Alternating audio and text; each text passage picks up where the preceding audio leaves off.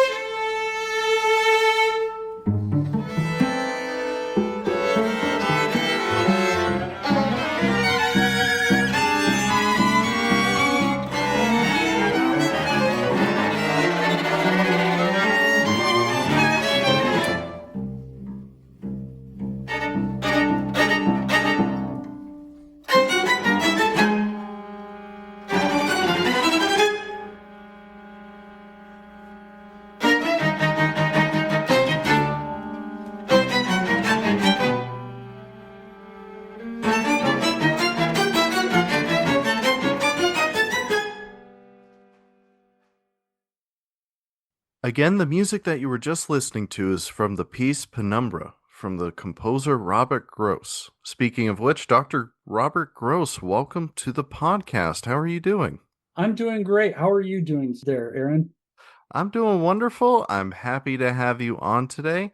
And could you please introduce yourself, personally, professionally, academically, whatever you choose? Sure. Well, personally, I'm a husband and father living in Delaware. Professionally, I am a freelance composer and music theorist with a DMA in composition from the University of Southern California.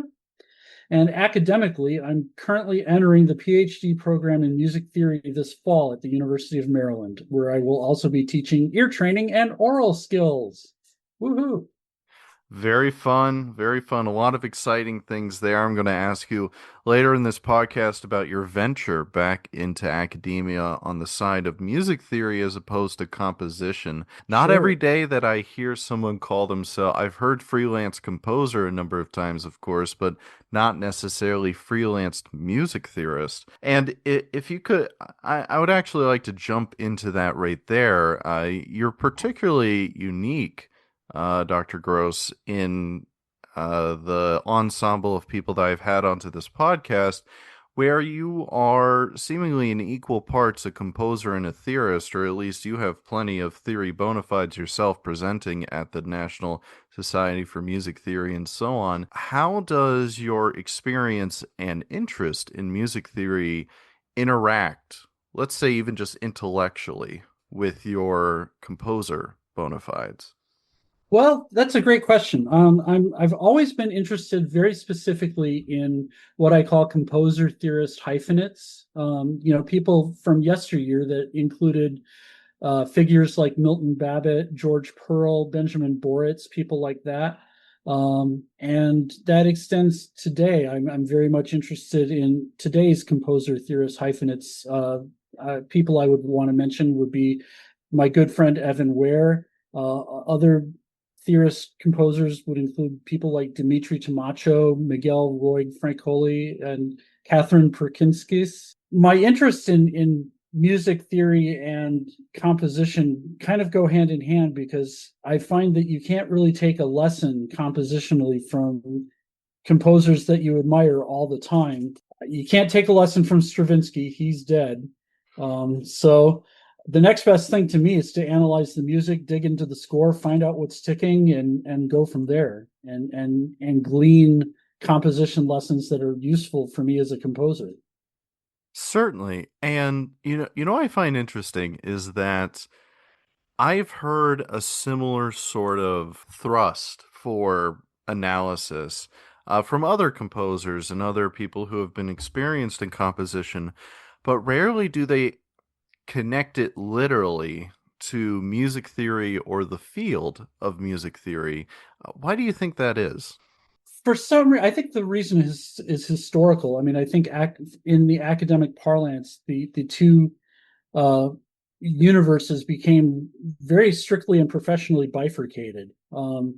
Music theory, you can get a degree in it, you can get a PhD or as the terminal degree in music theory, you can get a PhD or DMA as the terminal degree in music composition. I think that composers have drifted, and that may be too strong a word, drift. I mean, I don't mean any negative connotation by that, but I mean I think composers have become more confidently intuitive in their composing, um, and teach intuitively, and to teach trusting instincts. And I mean, as a composition student myself, I was taught a lot about honing instincts as a composer, whereas the music theory side is really very rational, intellectualized, and there's nothing wrong with it. I think that that's how it should be. So I think composition has changed a little bit in moving away from the charts and graphs of pre-compositional device and gone more into an intuitive realm, would be my guess. I don't have any empirical data to back that up. I think it would be a subject of a very interesting musicological study, however. Certainly, probably something at a dissertation level because that's such a big concept. And so we're talking about the different parts of you intellectually. One thing that I wanted to touch on because it doesn't fit super smoothly into the other parts of the podcast, but I found it so interesting that I want to ask you about your background. I saw in the biography you sent me, you're also a music therapist or in music therapy. Can you talk a bit about that, how that lands in your life and what that's like?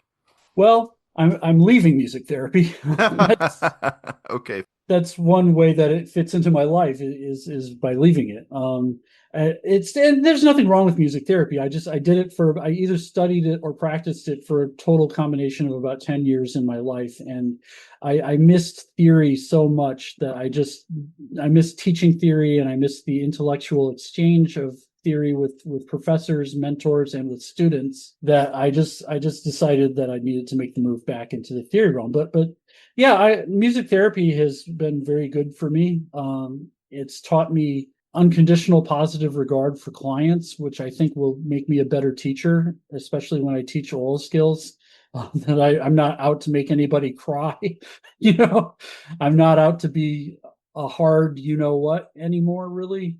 I used to be when I was a younger man as a professor, well, instructor rather. I shouldn't use the P word. I was not technically a P word, but as an instructor of theory and oral skills, I was a bit more strict and hard line than I am now. Music therapy it's basically using music to help people with problems. Sometimes it's with physical problems like trying to rehabilitate walking or movement, and you play music to a certain rhythm that inspires movement and things like that. Sometimes it's psychological, music therapy, and that's more where I fell in, was music therapy for purposes of alleviating depression, anxiety, things like that. I studied it at Texas Women's University, which, despite its name, is a co-ed institution. And I got into it because, I'll try to make the story very, very brief. But my best friend was, he was blind congenitally, and he had something called Meniere's disease. And he were collaborators together in music. He was an electronic composer. He's no longer with us, I'm afraid. He died in 2016. But around 2014, he came to me and said that he had Meniere's disease, and because of that, which is an audio disorder, he was hearing music out of tune, which was really problematic for his music making. So I suggested to him, well, Ken, why don't you take your electronic musical expertise and focus on anything but pitch? Write a piece, make it as long as you want, but make it this extravaganza where you are exploring rhythm, texture, timbre, form, structure, rhythm. Did I say rhythm already? But all these non-pitch parameters, focus on those and see what you get, because pitch is obviously out the window for you. And he came back 20 with a 20-minute extravaganza that we later called Discord, and eventually formed an experimental electronic music duo called Blind Labyrinth. And as Blind Labyrinth, for about a year, we developed about maybe 15 to 20 pieces of experimental electronic music together. And the amazing thing was that he got his hearing back. His pitch location centers returned to him. He was able to sing in tune. He was able to hear music in tune. And it was a really amazing thing. And I started to do some research on what it was we were doing together. And everything just coming back to me as music therapy. And it sounded like something that I would be interested in. I've always been interested in the bridge between music and medicine. I got in touch with, I was living in Texas at the time. I had been teaching at Rice University, and it was a 3-year contract. My contract came up, and I was sort of at loose ends. So I got in touch with Mike Zanders at Texas Women's University, who had an excellent music therapy program, and introduced myself, did an interview a few days later, and then for the next 10 years was doing music therapy. I worked a lot with kids with either motor function issues, or with depression and anxiety issues. I worked a lot with autism, with autistic kids as well. Well, it's certainly beautiful work, and on that anecdote you gave, that was a wonderful story. Talk about restrictions breeding creativity in composition, certainly with that. And thank you for sharing that. Wonderful to hear. I think you're the only person I've had on to the podcast who has direct experience with music therapy, and it's an important and growing part of our broad field of music research and intellectualism. So thank you for sharing that. And so let's get into, we've been ping-ponging around the different parts of your musical identity, and let's get to the one that we're featuring here today in particular, which is as a composer. Now, Dr. Gross, how would you generally identify your music, your sound, and the music that you make? Oh, well, my music, I think I like to say it comes in 3 different flavors. Like the Neapolitan ice cream box. Um, there's neoclassical Rob, there's the adventurous post-tonal Rob, and then there's experimental Rob. And sometimes I combine these in the same piece. Sometimes I keep them separate. Neoclassical is, I'm usually using a fairly tonal and conservative language, and I enjoy that because I think it communicates very directly with people. People know if it's good right away. You don't have to, puzzle over it. You don't get the, "Oh, that was interesting" comment. But I also, have more adventurous tastes, and am interested in post-tonal music as well. And I'm very much interested in how post-tonal music structures itself. How do you create structures and forms when there's a vacuum and there's no sort of a priori factors that necessitate what you must do? And that's always been a fascinating question. And then that kind of leads into my experimental side. I mean, I really admire a lot of the works of John Cage. And I had a teacher once who once said, the next time somebody tells you that John Cage is the musical antichrist, you tell them to go back and listen to the music.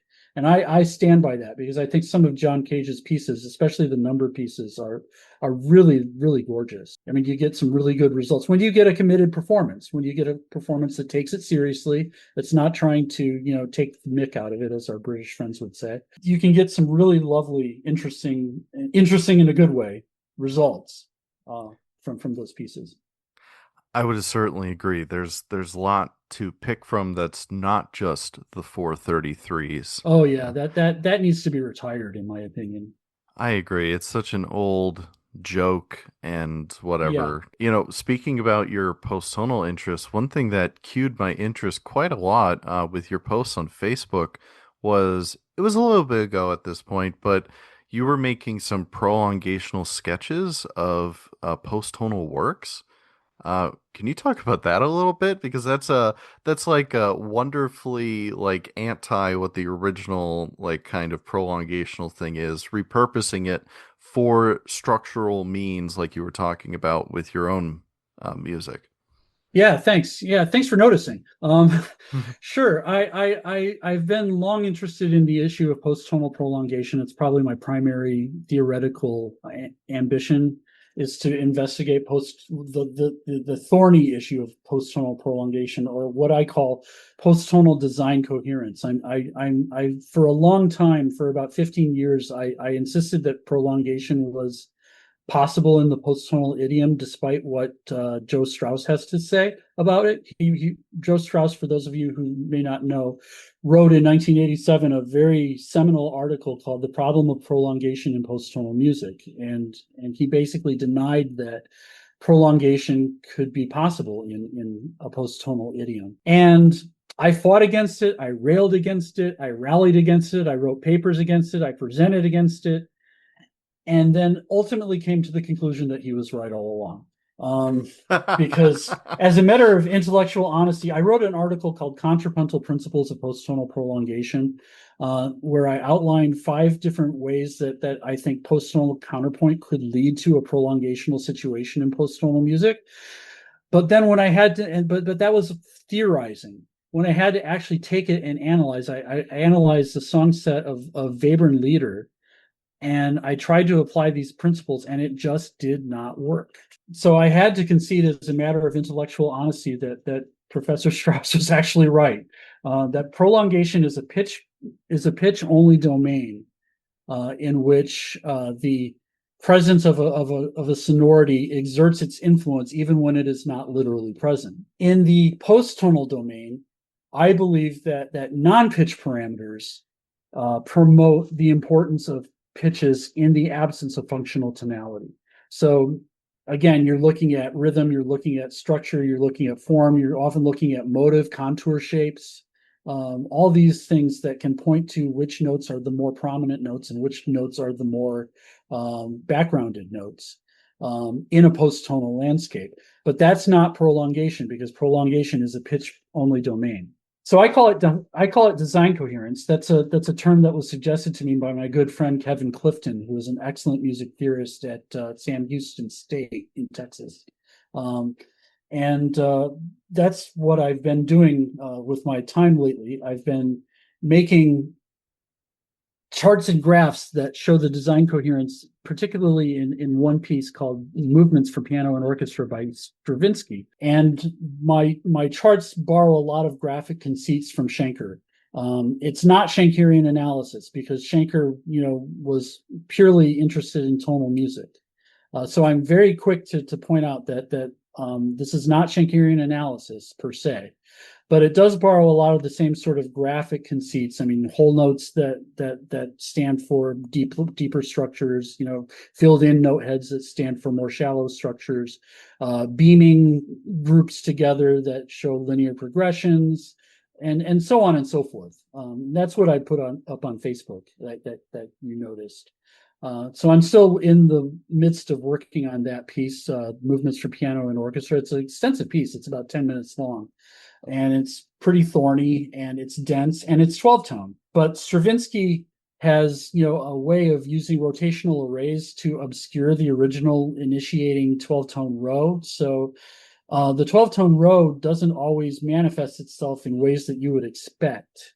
And so I find it very fruitful to investigate the subsets of the tone row. In the case of Stravinsky, there are a lot of 012 trichords and a lot of 016 trichords, for instance, that I am able to graph and show graphically and beam together as a group and things like that when they occur. So that's what I've been doing in a nutshell. I hope to get a paper out of this. I hope to approach a journal with it, and that's what I'm working on as we speak. I mean, I feel like there's a reason why issues of prolongation, and as you were talking about, it's almost generally always been primarily pitch prolongation. There's a reason why it has stuck around so long. Some of it can be a thorny reason, but also purely just because it's interesting. And it's really fascinating. And I applaud you on your work for expanding the idea of prolongation into post-tonal theory as something that I actually quickly wrote down that Strauss article that you mentioned because I'm not familiar with it. So I'll have to dig into that because I've been thinking about issues of prolongation primarily along the rhythmic within rhythmic motives within my own research in rap and hip Mm. hop. So that's something I need to dig deeper in myself. But thank you for sharing that. I actually realized that the next question I was going to ask was about your music research. So this is Okay. perfect. That's Yes. that's it pretty much. That's Yeah. I'm also very much interested in disabled composers because I am a disabled composer. I have depression and diabetes. Um, I'm very upfront about it. I have been hospitalized for my depression, so it's a fairly serious thing. I'm upfront about that too because I think we have to absolutely resist the stigma associated with so-called mental illness. Um, and so I have become very deeply interested in disability studies in music. And again, all roads seem to lead to Joe Strauss for me, because his work in the disability studies and music uh, sort of Venn diagram are foundational. And he wrote a book specifically about post-tonal music called Broken Beauty that has to do with the ways in which post-tonal music can manifest disability as a metaphor in a number of interesting ways, and challenges us to accept post-tonal music as its own thing, as a valid way of moving music forward, much as he challenges us to find validity in disability as merely one variation on human existence of many. And I think that's a really interesting and profound idea that drives me forward. I have an article that is on revise and resubmit status at Music Theory Online. I am presently revising and resubmitting on the subject of two disabled composers, one named Molly Joyce, who is an excellent composer who only has the use of one hand, and she plays on an organ and then manipulates the organ sounds electronically. So she's primarily an electroacoustic composer. And I analyze a work of hers called Cure, which discusses issues in the disability community with mapped to her music. And then the other composer is Galen Lee, who is a composer who has so-called brittle bone disease. I don't remember what the technical name for that is. She is a folk rock artist, and she won the Tiny Desk concert competition at NPR a few years ago. And she's a fantastic composer, songwriter, singer, and violinist. She plays the violin. She's very small statured, so she plays the violin like a cello. Oh, I think I've seen that Tiny Desk performance. That You really rings a probably bell. have because she won. She won big, and now she's got a huge career, and deservedly so. So I've analyzed both Molly Joyce's and Galen Lee's music from the perspective of disability and what their music tells us about disability. So that's another sort of venture in my music research. That's profile. wonderful. That's wonderful. And this maybe paints on my own ignorance of not being aware of the scholarship, but at the most recent Society for Music Theory conference, seeing that there was a disability research interest group, and there were a fair number of papers on it. I was not aware that it's been around for a while, the research area, but also is growing, which Yeah, it's been around for about 20 years, I would say. Strauss did a lot to spearhead it. There are others whose names alas, elude me off the top of my head. But as far as I know, though, a lot of the research has to do with tropes in music that hmm. may stand for disability, topics, tropes and topics, topoi, that may communicate the concept of disability. Certainly, there's a lot of study of opera, disabled characters in opera, Billy Budd, etc. comes to mind. As far as I know, I may be wrong about this, so don't quote me, but I think I'm the only one so far that's taken it upon himself to analyze specifically the works of other disabled composers and to see how the disability of being disabled manifests itself in music. I work with a lot of disabled musicians and with disabled dancers. I in August I have a concert with Abilities Dance Boston. Uh, I've worked with them on several occasions. This is a disabled dancer troupe of disabled and non-disabled dancers collaborating together. It's a really wonderful program, and I've written music for them on several occasions. The show is August 9th at 2 p.m. in Boston on a beach, and I don't know the name of the beach, but if you Google Abilities Dance Boston, you'll find all the information. Well, I mean, I'm sure there is someone else. It's a big world, but I mean, as far as I know, There you're must also, be. There yeah. must be. But as far as I could tell, yeah, you are. But I think it's wonderful research, and I applaud you for continuing to work towards that. And so let's turn our attention to the piece that we're featuring today, Penumbra. Yes. So what can you tell us, and it's for string quartet, what can Mhm. you tell us about this piece, also relating to the title Penumbra? Well, penumbra means shadow, and specifically sometimes in astronomy, it means the shadow that outlines an eclipse. I first encountered the word penumbra in constitutional law, which I took a year of as an undergrad.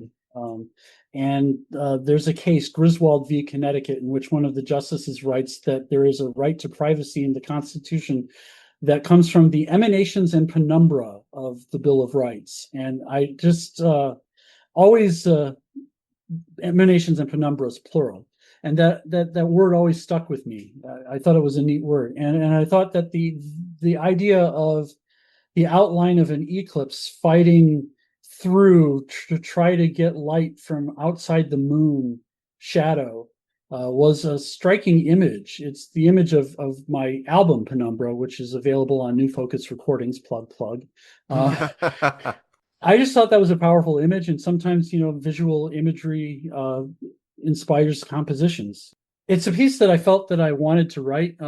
It was not a commissioned piece. I grew up listening to string quartets because my uncle was in one. My uncle was John Kokonowski was the violist of the Concord String Quartet, which in the 1970s and 1980s was probably the most widely commissioning body for new American string quartets in the country.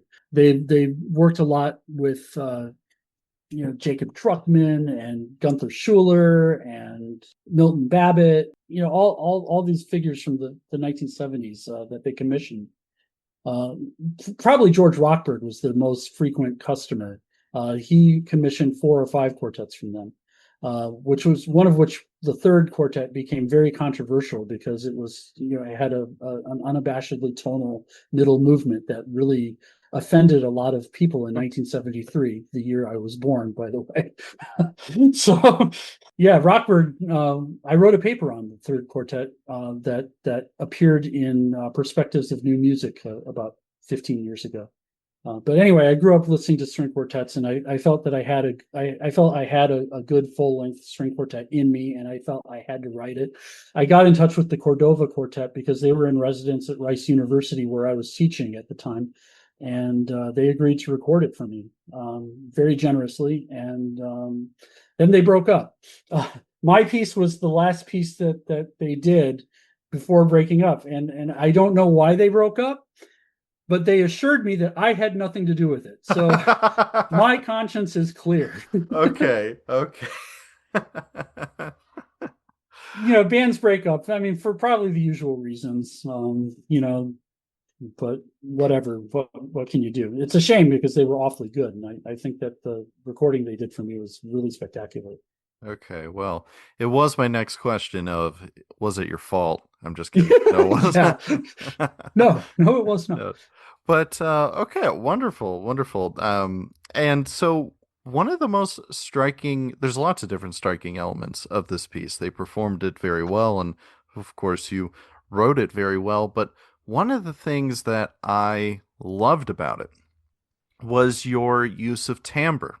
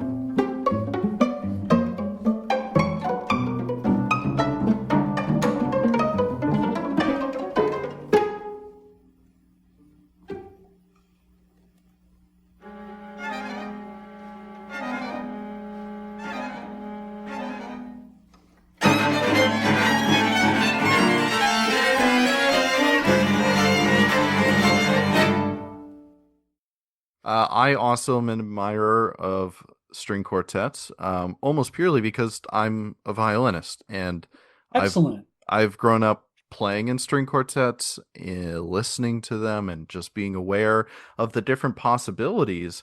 And I know from speaking with younger composers, my age or younger, is that one of the daunting things about writing for a string quartet is the daunting how to make it different or how to do something, maybe not necessarily experimental, but something that separates them musically, which you can debate whether or not they need to, quote unquote, so on, Right. whatever. Yeah, that's an open question. Yes, And I don't think there's a right answer to that question. I think it's personal to every composer, and that's fine. I would agree. I would agree. But with this piece, one of the things that stands out for me is your use of timbre, particularly. I love how you emulate percussion. You make the string quartet feel like a sinfonia. It feels like there's more than four instruments happening.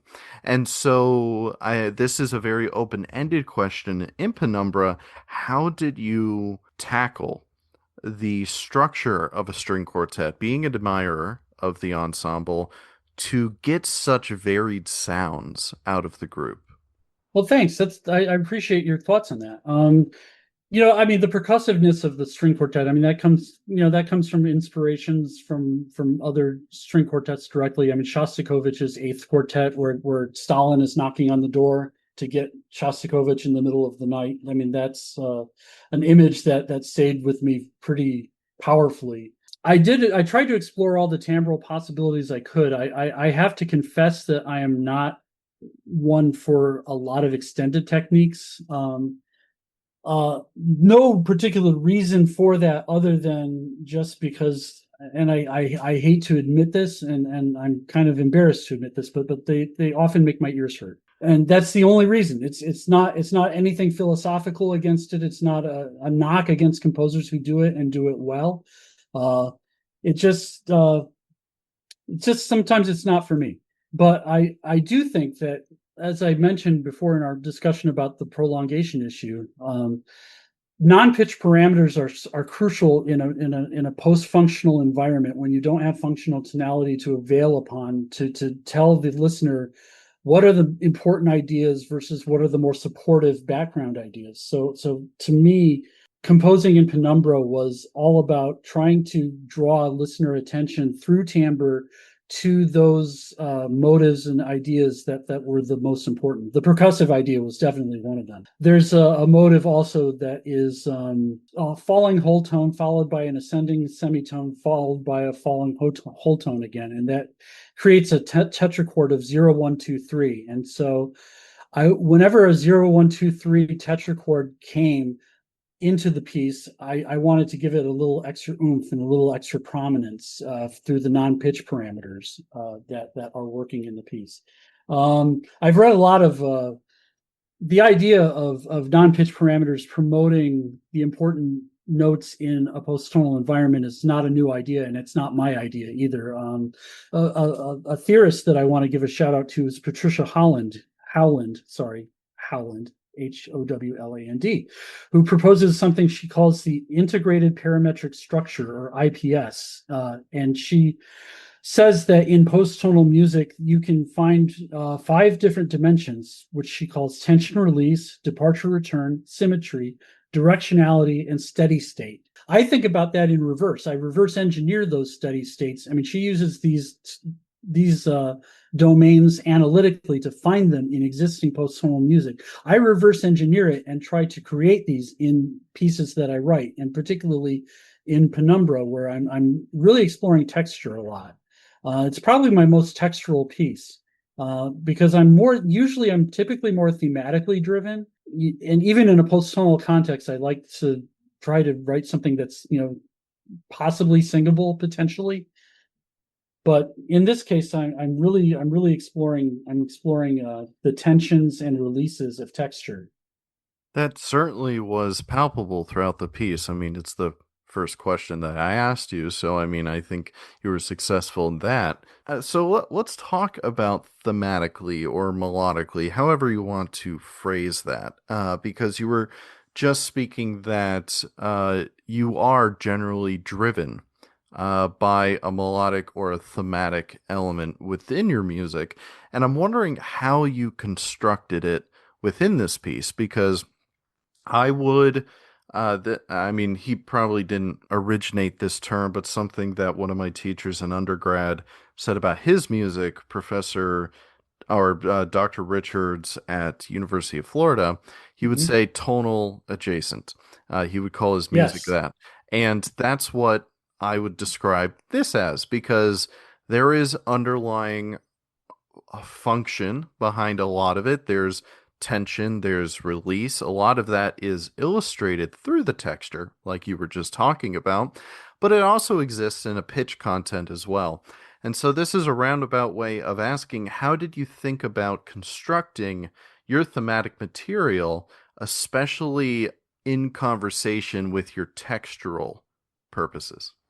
Well, I had a teacher too, a mentor. He wasn't ever my formal teacher, but he was a mentor when I studied briefly at Manhattan School of Music, named Nils Vigeland, who sprung this on me in my audition for MSM. Sprung this idea on me that I never forgot. He said that he doesn't think that the conflict between composers in the 20th century is tonal versus atonal. He thinks it's pulsic versus melodic.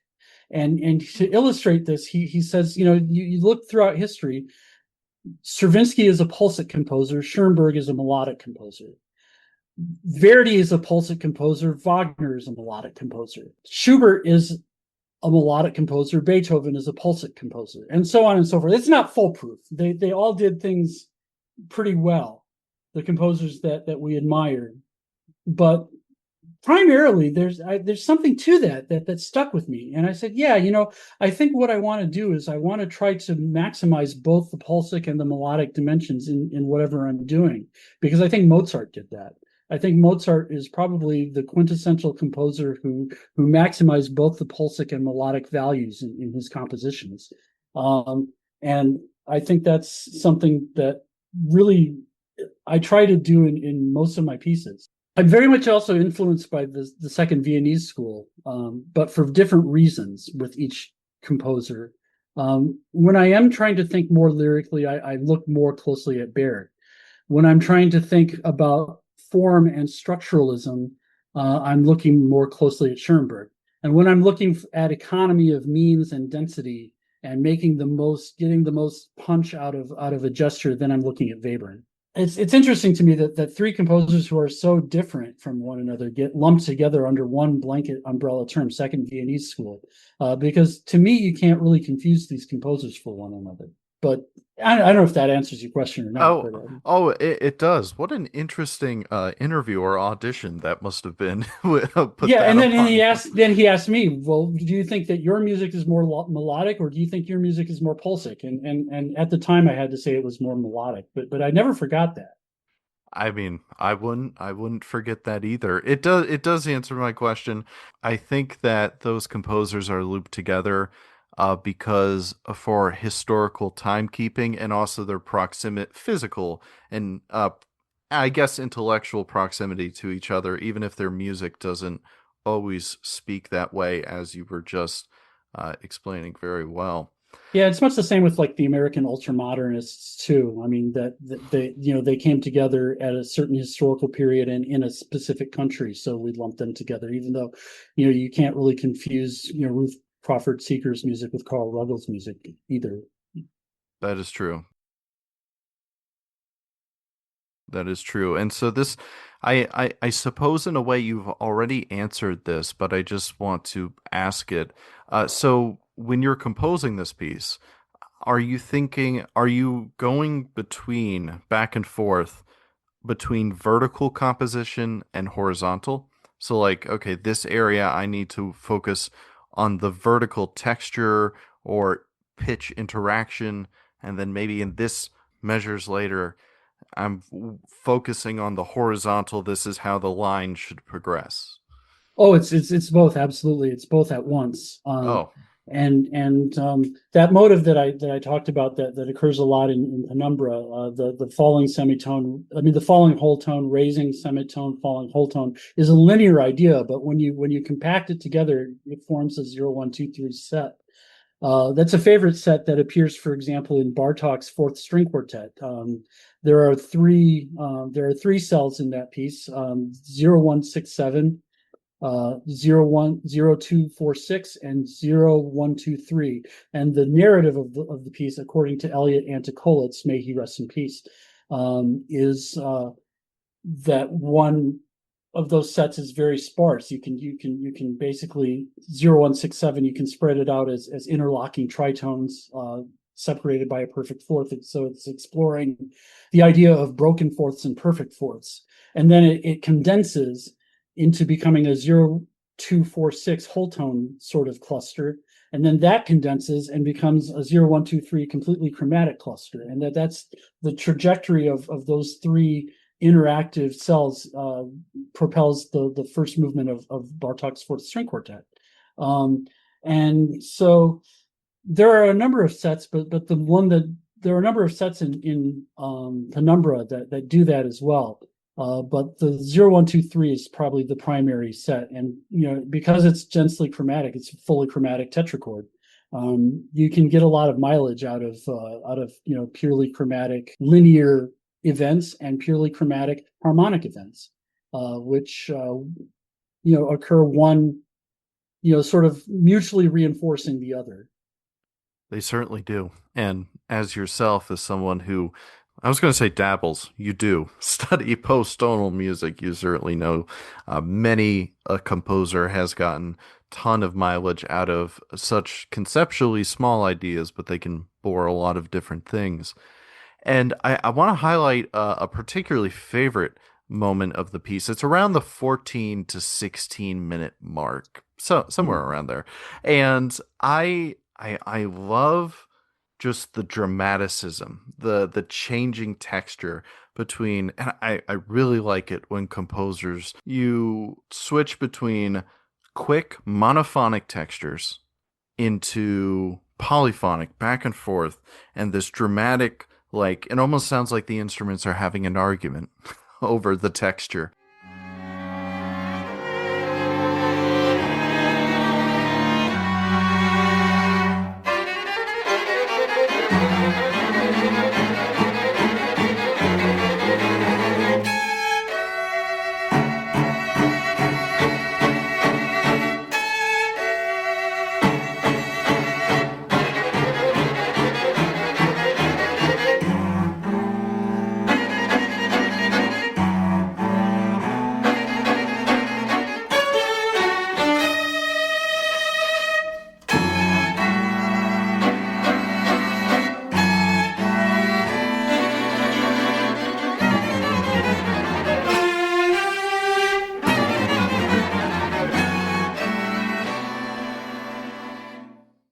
I'm wondering what, maybe you take this question philosophical or more just intellectual with how you compose it. Uh, what are you trying to speak in sections that are like this? Well, this is the IPS of tension release that we talked about before, that Patricia Holland identifies. The monophonics texture is more release. It's more direct. It's more directly ascertainable by the listener. And then the polyphonic material is much more dense and opaque and requires a lot more concentration, I think, by the listener. So it's a state of directness and less concentration demanded, and a state of indirectness and more concentration demanded. And it's a kind of a roller coaster ride throughout the 14 to 16 minute mark, as you identified. That was exactly the idea. So tension release is definitely part of it. Also, the harmonic landscape opens up a little bit. It becomes a little bit less crabby, a little bit less chromatic, and audible tonal centers become much more clear, that are grounding the textures in that point in the piece. Wonderful. That makes sense. It does make sense. And continuing to talk about the having a similar kind of conversation, again, one of the most striking moments in the piece is, and I think this is a compliment. I think this is a hallmark of a very well constructed piece, is when the ending has you taking something away from it, almost completely different or feels completely different than the entire rest of the piece.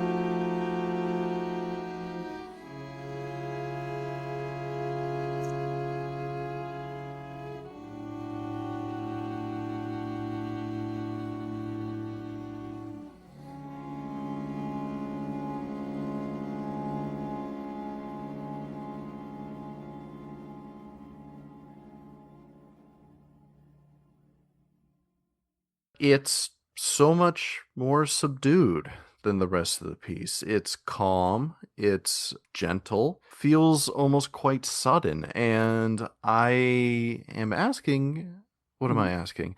I'm asking, why did you choose to end the piece that way? And yeah, why did you choose to end the piece that way? Sure. Well, I struggle mightily with endings. Endings are sort of my kryptonite, and I have to think very carefully about them. Sometimes I write the ending, ahead of time, and then write a bridge that takes me to that ending. I think that is indeed what I did in this case. There's a programmatic reason, which is that the whole piece is sort of about the image of the sun and the sun fighting its way through an eclipse to be seen. And then finally, the eclipse is over, and we see, and that's sort of the 14 to 16-minute mark. We see the sun in all of its clarity. And so we get tonal clarity in the 14 to 16-minute mark. The ending is basically the sundown. Just basically the sun is setting and nighttime is falling. And I just wanted a music that sort of carries the tropes or topoi of dusk and twilight sort of descending. And that's all it is, really. I mean, it's not a terribly amazing or profound idea, but it works, I think, from the context of the piece, and so that's what I did. Interesting. I mean, I think the topic of musical endings is one of the most fascinating because in my time speaking with composers on this podcast, I've learned just about everybody has a different idea on how to do endings. I've Yeah. actually I've encountered a lot of different people who struggle with endings, Oh and boy. but wonderful. I thought it was a phenomenal way to close the piece and a wonderful piece overall. And before we move on to the final portion of this podcast, I want to ask you if there's anything else you would like to share about Penumbra.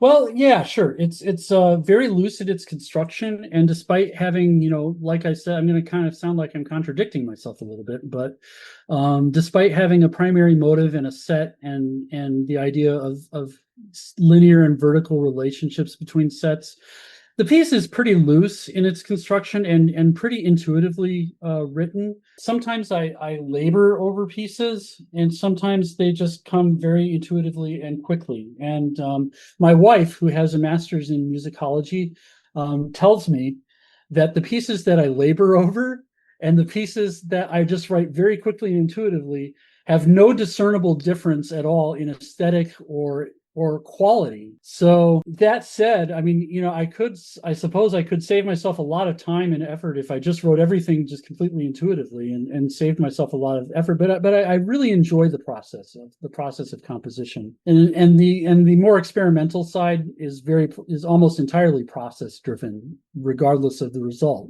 I'm in the experimental side. I'm looking for what is an unknown result that comes from a very devoted and committed approach to process. This is not that. This piece is Penumbra is very much a loose and intuitively written piece. Well, talking about your influences, I can certainly hear in the background John Cage with his dice talking about process. But wonderful. So, moving on to the last Mm-hmm. third of this podcast here, I like to open this section with a really general question, which is Dr. Gross, what does music mean to you? Well, I think listeners to your podcast know that you give the questions out ahead of time, so I did have some time to think about it, and Yeah. so I don't want to sound too glib, but I don't think music is any one thing. I think there are awfully lot of valid ways to make music and to write music. I think the world would be very, very boring if everybody wrote music all the same exact way. So to me, music means diversity and variety of sonic organization meant to elicit either an emotional or intellectual response or both. And to me, the music that I'm most attracted to, tends to elicit both an emotional and an intellectual response on my part. If I can get on my soapbox a little bit, I really dislike camps in music, and I dislike what I call the style wars, which are usually comes down to tonality versus atonality or post tonality, and usually one side adhering to one and the other side adhering to the other, and never the twain shall meet, and claiming that the other side is completely invalid and that theirs is the only valid way to write music. I think that's all hogwash. I think diversity between composers and intrafolio diversity among composers is very, very interesting, and should be celebrated. I think composers who are brave enough to buck the trends of their own typecasting, in the world of commissions, it's very people want to know what they're paying for ahead of time. So it takes a brave composer to write something new or interesting or different from one's own previous catalog. And I think that those efforts should be applauded. And I think that this is a very amazing time to be in contemporary music, because of the breadth of aesthetic diversity available. There's nothing you can't find out there. That's something I've spoken about a number of times on this podcast.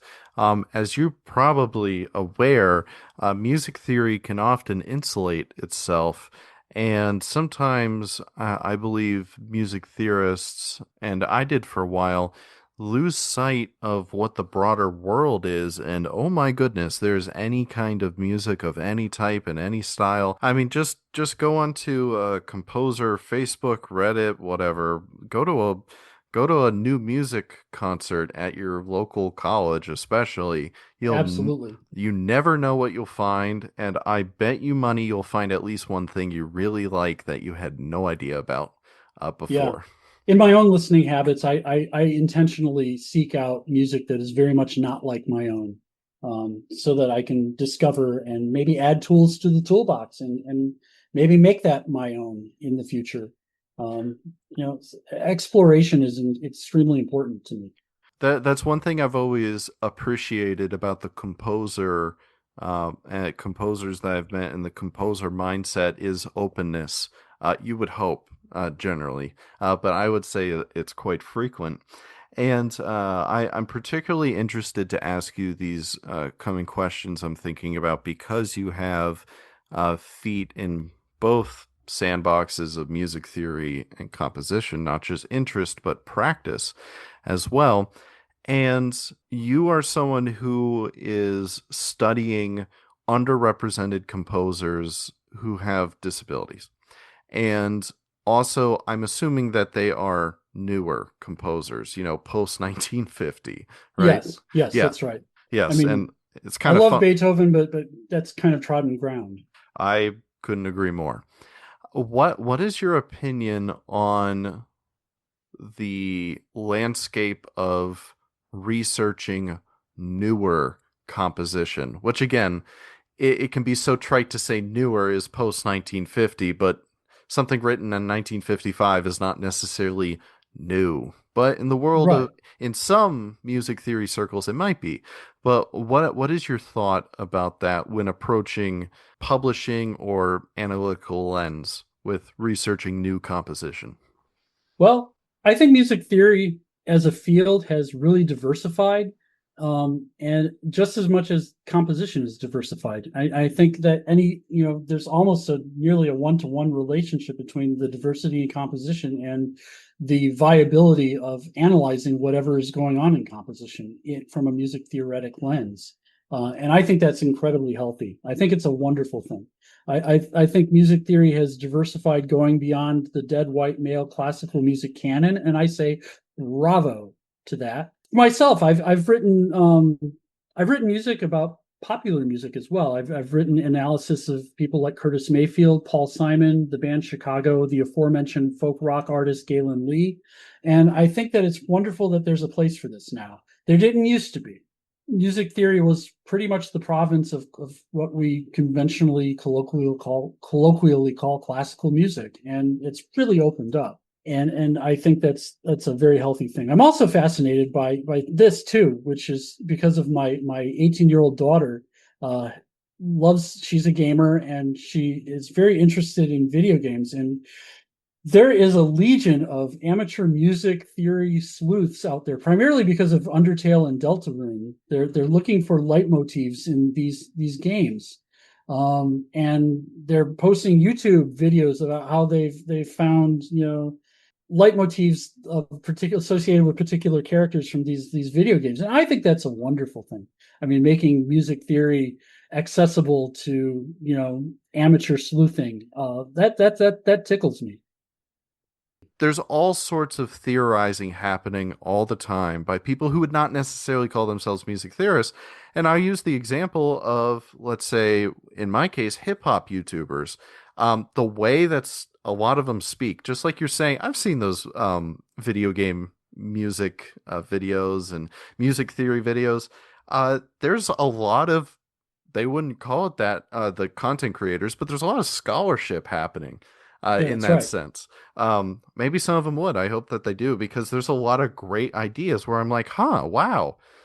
I wish I did that first. It would have made a great conference presentation. Yes, Because, seriously.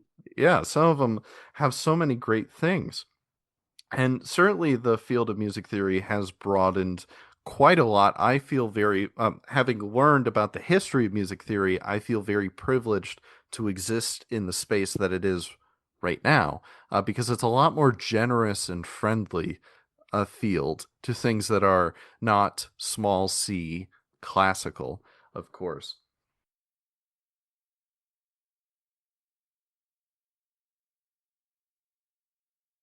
And so, I want, so we talked a little bit about music theory with that, and I'm thinking about also the field of composition. Hmm. You were talking a bit about the style wars. Yeah. I now I do those still exist as much as they did in the 20th century?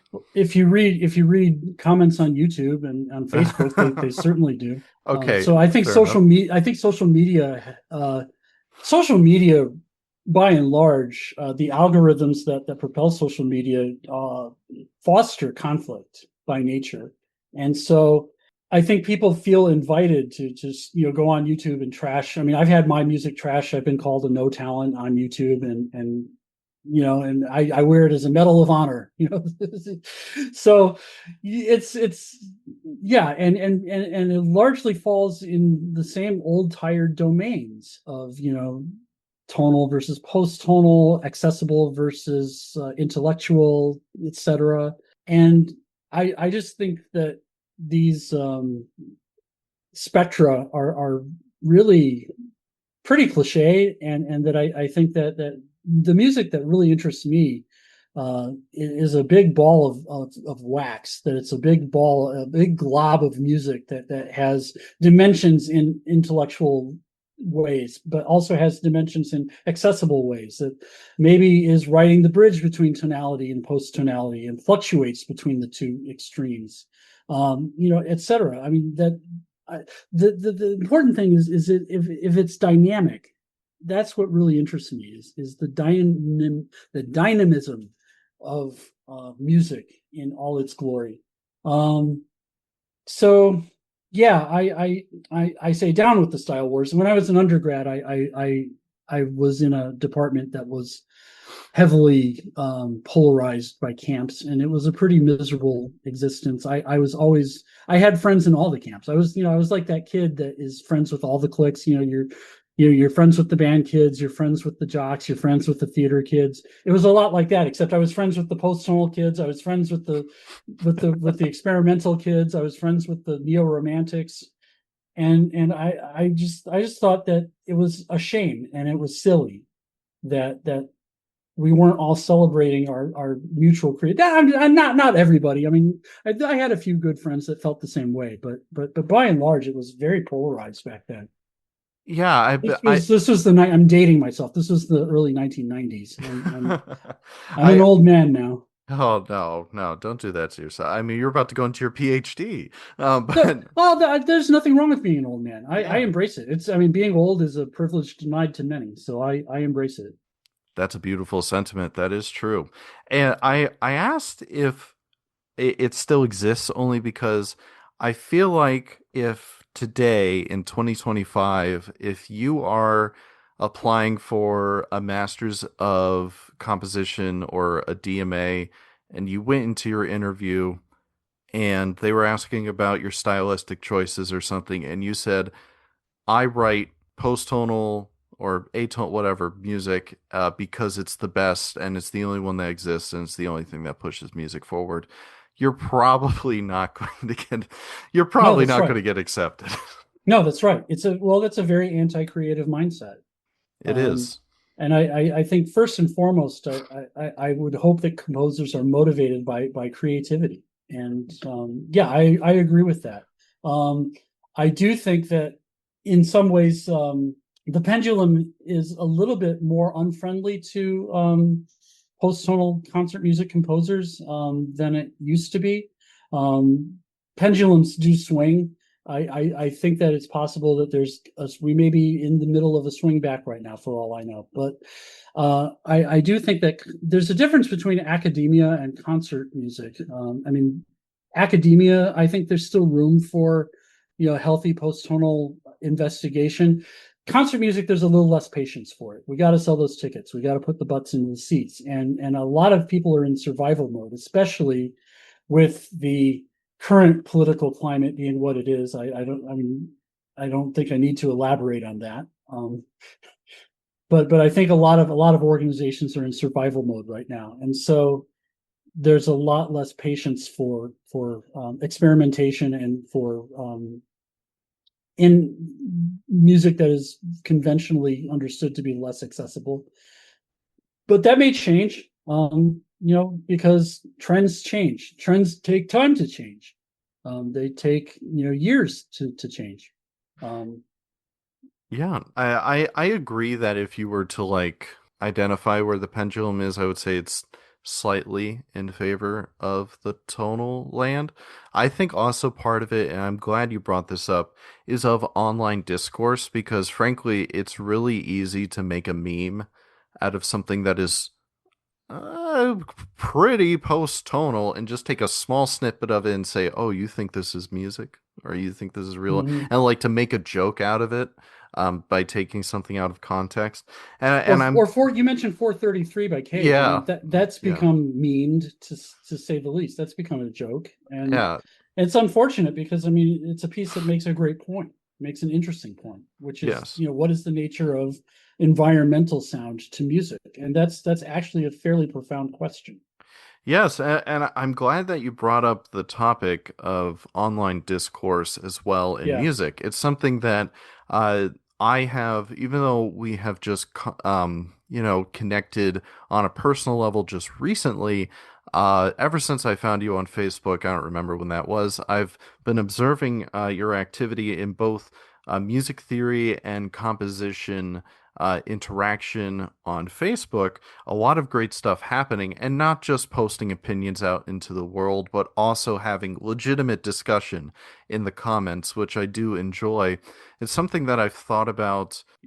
Something that I read also was I think it's music theory spectrum, colloquially on public music theory. Mm. I think Yeah, that that's sounds right. Yeah, the that's right. right jumble of words. Megan Lavengood in Oh, I love particular. her. She's Yes, wonderful. She's a wonderful theorist. she is. She specifically talked about her time. I believe it was curating or moderating music theory Reddit, which, ooh, Oh my goodness. God bless her. I won't, even though I have a music theory podcast. I've never had the pleasure because Yes, because I mean I know myself. I can be fairly thin-skinned, so I know that that's probably not a place that is good for me to go. Um, yeah, certainly, I mean, and it takes me a week to read my comments from peer review. I mean, I get them in the mail, and then it takes me about a week to talk to my therapist, and then gin up the courage to see what they have to say. And I I'm not mean, exaggerating. I I believe you, and I think that's an experience for a lot of people. And um, we talked about how like the style wars, the over exaggerated like Yes. dichotomy between styles when it does not exist in the same way that it used to. And I'm also thinking about that with music theory in a way too. It's not like you're not going to go into an interview and say that this kind of music is trash and should not be analyzed unless if you're a professor of music and then you get a settlement for University of North Texas. But that's No Oh, comment. yeah, that's okay. I'm gonna leave that in for myself No, because please. I like that joke. But anyways, if you know, you know. Oh yeah. And if you don't know, Google that and it will come up. Oh Uh, yes. Yes, it will. but what is your opinion on the landscape of online discourse in nurturing both of these fields, or let's just say the field of music research and academia?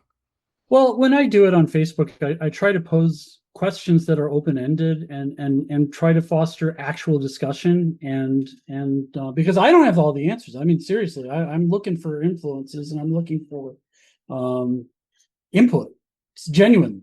And I have a pretty good broad base of Facebook friends anyway that oblige, and it's kind of neat. I mean, I have Facebook friends that are full professors and in music theory, and I mean, like Kevin Clifton, who gave me the term design coherence. He gave me that term on Facebook, so I cite that.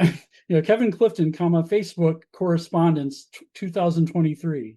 So I think it can be a healthy thing if it's done responsibly. And I think that's part of the key is that we have to foster responsible communication. I don't try to trash anybody. I mean, I did. Yes, I know what you're talking about the previously mentioned settlement. I did comment on that. I do know some of the particulars involved in that from way back when, before any of this controversy started. And you have to be careful what you do, what you say. I mean, people are watching, people are reading. But I think if you're responsible, you can take a stand and tell people what you stand for. I as a broad-based would-be music theorist, I applied to University of Maryland with three papers. Uh, my post-tonal paper, which was on Vincent Ho, actually, who's a wonderful Canadian composer. He's post-tonal. Wrote a set of super villain etudes on Batman villains. It's a wonderful piece. I encourage everybody to check it out. So I submitted that as my sort of post-tonal classical piece. I submitted a paper on Paul Simon, and I submitted a paper on the Molly Joyce Galen Lee paper to show that I do have a broad base and that I'm not going to just come in and be provincial about what I think music theory means. And apparently that I got into the program, so apparently that was approved and acceptable to my new professors, who I want to give a shout out to. Gretchen Horlocker and Anna Rose Nelson are the two that I have most closely corresponded with so far, and they're just amazing theorists. Wonderful. And to give a comment of support, I think you are generally, that makes it sound like you're not at some point. You are responsible in the discourse that you've I been try. engaged in. And I asked this only just purely on my own interest. What was the Paul Simon paper on? Because I love Simon and Four. Garfunkel Oh, so I do much. too. Yeah, it was about four songs. I think I did Something So Right, which was the name of the paper. Something So Right, chromatic inflections in the music of Paul Simon. And Still Crazy After All These Years, Graceland, and Renee and Georgette Marguerite with Their Dog After the War, which is just four, the latter of which was one of his very best songs that was never destined to be a hit. I mean, it's a song that fantasizes that the surrealist artist had a secret penchant for doo-wop songs. Do you know the song? I feel like I've heard of it. I feel like I've heard of it. Yeah, it's on just about every Paul Simon collection. He really believes in that song, even though it was not a hit, and he puts it on every compilation that he's put out. It's a really neat song. So I just basically analyzed a lot of the chromaticism that takes place, and again, an idea I got from the aforementioned Nils Vigeland was that of structural accidentalism. The idea that especially in vocal music where there's a text associated, you have an accidental that is out of the key signature, that's out of the key, that has potency, that seems to pass by unnoticed, but then predicts larger scale architectonics in the piece. The piece that he pointed to was Schumann's Widmung, which is in A flat, and then Schumann puts an F flat on the important word Schmerz, which I think means pain, and then that predicts later on the move completely to the key area of E major, predicted by the seemingly innocuous F flat that occurs on an important word. And so I took that idea and ran with it in a pop music direction because Paul Simon's always doing things lyrically. I mean, he's a very potent lyricist. Ran with that idea to investigate how chromatic inflections map up with the texts. The paper sort of died a death because the primary mode of operations was Schenker, and I was a true believer in Schenker back then. We could have another hour-long discussion on why I am no longer a Schenkerian. I've just developed some skepticism about Schenkerian analysis after having used it. I remember I listened to your podcast with Dr. Buckler, who said that he's skeptical of people who criticize Schenker without using it first. I think that's a valid criticism, but I've used it, and now I'm sort of skeptical of it. Let's just leave it at that. Yeah, I think that I mean maybe it's rightfully so such a massive. Oh well, thank you for sharing your Paul Simon paper for one. That's really cool. I love Paul Thanks. Simon a I do lot, too. but I mean rightfully so. Maybe it's weird to people who are not in a music theory brain, but Schenkerian analysis prolongational. It's such an important and complicated discussion in the Yes, history of music research and scholarship. I think it warrants its own episode with maybe a couple people on a panel to discuss. But that's a we'll, great idea. well, And I we'll, want to specify that I still agree with the idea of prolongation. I think that is one of Schenker's most profound contributions, and I still agree with that. It's just that the means and mechanics of how Schenker approaches prolongation, I have some issues with, and we could discuss that at some point, some other time. yes, certainly, and I think you have skepticism, rightfully so, in a number of ways. But like you said, perhaps another time. Well, we're coming to a close here for this podcast. This has been a wonderful conversation. But to start with closing, we know that you are going to be starting your music theory PhD. So it's weird to say, "Oh, what's coming up for you?" But how about perhaps an entire another doctorate program other than that? Well, what are some projects on the horizon for you? Oh, well, thanks for asking. I'm still active as a composer. I'm still going to be active as a composer. I may have to scale back on projects because of the program, but that's okay. That's fine. Composer theorist hyphenate. That's the goal. Um, so I'm working on a woodwind quartet for a friend named Carl Henning in Boston, who has a charming quartet comprised of flute, alto flute, bass clarinet, and bassoon. And so I just finished a piece for him, the first draft, and I think I'm going to stay with this piece and tinker with it a little bit. It needs a better title than Music for Woodwind Quartet, which is the working title right now, which Carl said to me this morning. So I want to keep the commissioner happy and come up with something. I'm also working on an electroacoustic song setting of a poem by the poet Brad Aaron Maudlin, who teaches poetry at University of Nebraska at Kearney. He's a good friend, and I actually wrote a song cycle called Maudlin Songs that was premiered at Kearney a few years ago for orchestra and soprano. And so this one's going to be completely electroacoustic. And I'm in negotiations with a soprano of note who sings new music, but I won't mention her name because she has not yet signed on to the program yet. I'm keeping my fingers crossed. We'll see. And um, then I'm working on the Stravinsky graph, and I'm probably going to add a short Webern piece, probably from the pre 12-tone Webern period, the freely atonal so-called period. I don't remember if you said this before, but are you planning on making that sketch into a paper, possibly? Yes, I am. Yeah, absolutely. Wonderful. I'm looking forward to that. Perhaps a conference presentation as well, if that's a flavor you like. Oh, I love doing that. Yeah, Yeah. absolutely. And what would be a good way for the audience to contact you with any comments or questions? Sure. Just my email. It's the letter R as in Robert, my first name. Gross, Gross, my last name. Composer, rgrosscomposer at gmail.com. And I welcome inquiries.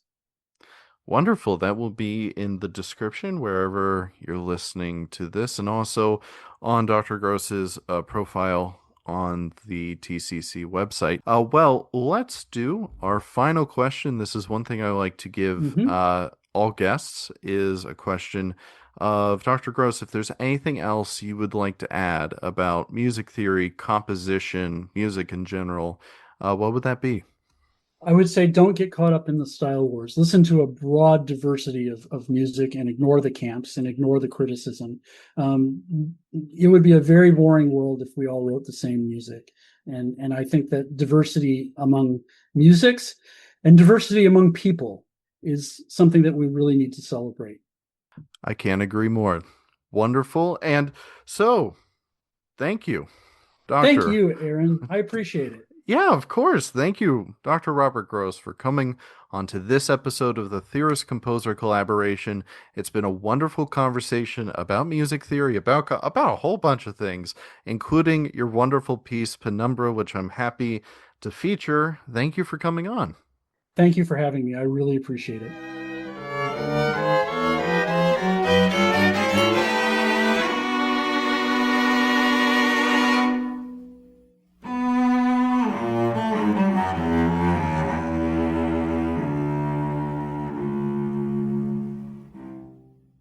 Hello, this is Aaron again, and I want to thank you for listening to this episode of the Theorist Composer Collaboration. I also want to give another big thank you to Dr. Robert Gross for coming onto the podcast. Dr. Gross's contact info is listed in the description, and I would appreciate it if you could show him some support. For further updates and notifications on the Theorist Composer Collaboration, make sure to follow our Instagram and Facebook pages. You can listen to future episodes through our host website, Spotify, Apple Podcasts, Amazon Music, iHeartRadio, and YouTube. So make sure you subscribe to the platform of your choosing. If you want to monetarily support the work of the TCC, you can click the link to our Buy Me a Coffee page. All donations are highly appreciated. All of the relevant links to follow, listen to, and support the show are in the description. TCC episodes are posted every other week on Mondays, and don't miss our blog posts, which go live a few days before a new episode is added. Make sure to follow our social media accounts and relevant streaming platforms because you won't want to miss it. Until then, this is Aaron, and thank you for joining the TCC.